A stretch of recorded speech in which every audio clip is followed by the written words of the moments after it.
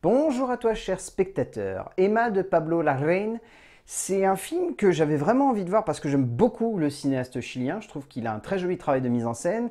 Et Jackie, c'était vraiment un gros coup de cœur lorsqu'il était sorti. J'avais beaucoup aimé son travail de mise en scène. J'avais beaucoup aimé son travail d'actrice. Mine de rien, c'est un mec qui sait comment diriger ses acteurs. Et que ce soit Gaël Garcia Bernal sur No ou Neruda, ou que ce soit Nathalie Portman sur Jackie, c'est un grand directeur d'acteurs. Et du coup, j'avais très envie de voir ce qu'il allait faire ici, sachant qu'il s'attaquait au monde de la danse. Et typiquement, le monde de la danse et le cinéma, c'est deux mondes que j'adore voir s'entrechoquer. Le résumé pour faire simple, Emma est une jeune danseuse, fougueuse, pleine d'énergie, incapable de se mettre sur pause. Avec son mari et chorégraphe Gaston, elle vient de perdre la garde de leur fils adoptif, Polo. Cette nouvelle va retourner littéralement la vie de la jeune femme. C'est clairement pas le meilleur film du cinéaste chilien. La Reine a réussi à développer un super personnage principal. J'ai rarement vu une telle puissance se dégager d'un seul protagoniste, et ici, c'est assez hallucinant, mais Emma, il a mis tout ce qui fait un grand personnage de cinéma en elle. C'est un personnage explosif, aussi romantique que chaotique, aussi amoureux que détestable. C'est une femme extraordinaire qu'il met en scène ici. C'est un immense portrait qui prend la forme d'une nébuleuse qui s'apprête à éclater et à déchirer littéralement le ciel galactique. C'est majestueux ce qu'il arrive à faire avec ce personnage.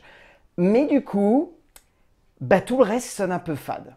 Et c'est le vrai paradoxe ici, et on va le développer, mais j'ai jamais vu ça au sein d'une œuvre de cinéma. C'est la première fois que j'ai la sensation qu'un auteur se passionne tellement pour un personnage principal que derrière, il a du mal à construire une vraie histoire. Il y a une narration, il y a une dramaturgie, mais il n'y a pas tout ce qui fait la sève d'une grande histoire qui devrait entourer un grand personnage. Et c'est assez génial et perturbant à la fois. C'est pour ça que j'arrive pas à me dire que le film est vraiment réussi. Il est un peu loupé dans une certaine mesure, mais dans une autre, il est vraiment grandiose par le biais du personnage d'Emma. Et ça donne cette sensation très perturbante en sortant de la salle d'avoir une œuvre devant soi qui est marquante, mais qui en son sein ne possède pas tout ce qui fait un vrai chef-d'œuvre de cinéma. Alors que pourtant, il y a tous les atouts pour en faire un. Un portrait de femme, vous le savez, mais j'adore les portraits de femmes au cinéma. Les beaux, les intenses, ceux qui vous donnent envie de retourner le monde et de rencontrer un personnage hors norme qui va vous faire voir la vie autrement, comme c'est un peu le cas ici avec un personnage haut en couleur et en caractère. Ainsi, Pablo Larraín nous embarque dans une œuvre complexe. Un de ses longs métrages les plus difficiles d'accès, non pas par la forme habituelle et toujours aussi poétique comme a l'habitude de le faire le cinéaste chilien, mais plus littéralement par son histoire et un personnage tellement puissant et radical qu'il risque de laisser quelques spectateurs à côté. En termes d'écriture, Guillermo Alvero, Alejandro Moreno et Pablo Larraín ont développé du coup, comme je l'évoquais avant, un super personnage principal. C'est assez saisissant. Mais derrière, du coup, c'est un film qui est assez bâtard. Clairement, on sent que c'est avant tout un portrait de femme qui veut être la construction d'un personnage qui est à mi-chemin entre le chaos complet et l'amour pur et dur.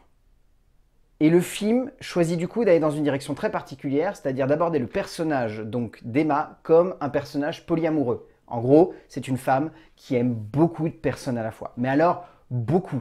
Et c'est très facilement démontré au sein du film, c'est très largement montré, c'est une philosophie de vie du coup qui est un peu particulière, mais qui est peinte avec le cinéaste de telle sorte à ce que on comprenne que ce personnage est obligé d'agir ainsi, comme s'il lui était impossible de faire autrement.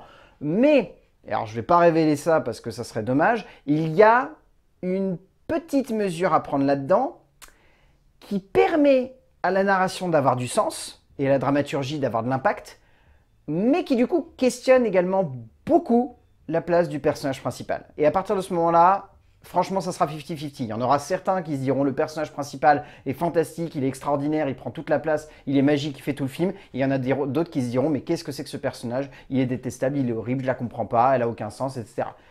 Ce qui peut se comprendre parce que réellement, au sein de ce personnage, il y a tout ce qui fait la grandeur et la décadence de l'être humain. Et c'est ça que je trouve extraordinaire, c'est qu'ils ont réussi à développer un personnage qui représente ça. Et j'ai jamais vu ça, je pense, avant au cinéma. J'ai déjà vu des grands personnages de cinéma, mais des personnages de cinéma qui possèdent en eux toute l'humanité, toutes les émotions, toute la sensibilité, toute la cruauté, toute la douceur de celle-ci. C'est très rare de voir ça. À six mains, on sent que les trois auteurs ont un peu de mal à correctement et justement placer leurs actions au fur et à mesure que l'histoire se met en place devant nous, à cause notamment de la puissance dramatique et émotionnelle qu'il réside dans ce personnage d'Emma, peut-être un peu trop charismatique. C'est la première fois que je vois cela, mais on sent que les trois scénaristes ont tellement mis d'amour et de puissance dramatique et émotionnelle dans la construction de cette femme, que du coup, elle éclipse littéralement tout le monde autour d'elle, et donne l'impression qu'il manque à chaque fois quelque chose pour que cette histoire soit totalement prenante, chose étrange, vu que l'on reste tout de même accroché à cette œuvre. En termes de mise en scène, c'est beau. Mais Pablo Larraín est un immense cinéaste. Je crois que le metteur en scène chilien n'a jamais fait un seul film qu'on puisse considérer comme étant mal mis en scène. Ici, le film est fantastique dans son développement du rythme, dans sa conception de la narration, dans la manière avec laquelle il passe de scène en scène, dans son jeu avec les émotions. Les émotions sont très brutes lorsqu'il les filme, c'est assez saisissant, mais il va utiliser des cadres où on va être dans un cinéma de l'ordre de l'impactant. Il va pas choisir de faire des chants contre chants classiques. Il va prendre les personnages de face, il va nous obliger à les regarder droit dans les yeux et à se dire « Ok, qu'est-ce que ce personnage veut me raconter ?» Et de là naît une émotion qui n'est jamais tronquée. On n'a pas la sensation que c'est factice ou que c'est du cinéma, comme des fois on peut se poser la question. Là, tout sonne vrai, tout sonne dur, tout sonne fort, tout donne envie d'exploser le monde et de se dire « Allez, vas-y, tant pis, ce personnage, il m'inspire tellement, j'ai envie de faire comme elle ou j'ai envie de faire comme lui. » Et c'est ça en fait qui marque. C'est que même si on pourra toujours remettre en question plein de choses en termes d'écriture, Larraín sublime ça par le biais de sa scénographie. Arrive à faire en sorte que si un personnage va peut-être à un moment sonner comme bizarre par le biais de la narration, la mise en scène ne va pas chercher à le juger. Elle va chercher à le sublimer, à lui donner une certaine candeur, une certaine puissance, un petit instant brillant où on va se dire « Waouh, il est marquant ce personnage ». Et il y a une séquence qui me marque particulièrement par rapport à ça. C'est une séquence très complexe à mettre en scène. C'est une séquence où Emma va, soyons subtils, démontrer son amour à plein de personnages. Et cette séquence-là est tournée de telle sorte à ce qu'elle soit chorégraphiée presque, elle soit accompagnée par de la musique, et la photographie derrière impacte encore plus ça. Toujours égal à lui-même, aussi poétique que lyrique dans sa conception du cadre et l'accompagnement de ses personnages, le cinéaste développe ici par là même une scénographie particulièrement dansante et musicale, qui passionne par la subtilité de sa construction et de son évolution, ainsi que par la beauté de sa photographie. Contemplatif sans jamais être là de suivre ses personnages, émouvant sans jamais avoir besoin d'en faire trop par le travail de son émotion et de son esthétique, dansant par le biais d'un montage enivrant et d'une passion pour les chorégraphies, telle que l'on ne peut que rester fasciné devant une œuvre splendide, captivante et intense visuellement. En termes de casting, difficile de retenir vraiment quelques rôles secondaires. Moi j'en ai retenu 3 on va dire.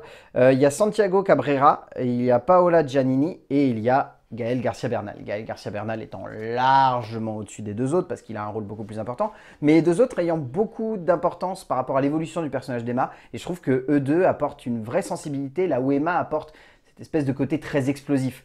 Et vraiment je tiens à saluer la performance extraordinaire de l'actrice principale de ce film parce que je vois des grands acteurs des fois au cinéma, j'en vois même des très grands.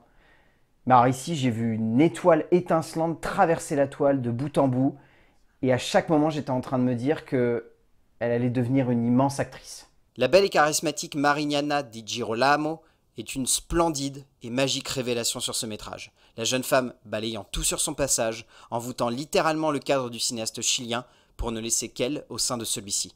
Au bout du compte, Emma est un film qui est particulier. Moi, j'ai beaucoup aimé, mais parce que j'ai été très réceptif au personnage d'Emma. Et je pourrais comprendre qu'on me dise que le personnage d'Emma est détestable, parce que le personnage d'Emma, en soi, est détestable. Mais elle est également extrêmement attachante. Et je pense que c'est malheureusement le double ressort que va se taper Pablo Larraín avec ce long métrage, c'est qu'il y en a certains qui vont adorer le film, qui vont peut-être même l'idolâtrer, et il y en a d'autres qui vont se dire « Ouais, je suis pas fan du personnage ». Ça sera à double tranchant. Moi personnellement, Emma de Pablo Larraín, rien que pour la révélation qu'est l'actrice principale, je vous conseille d'aller voir ce film fortement.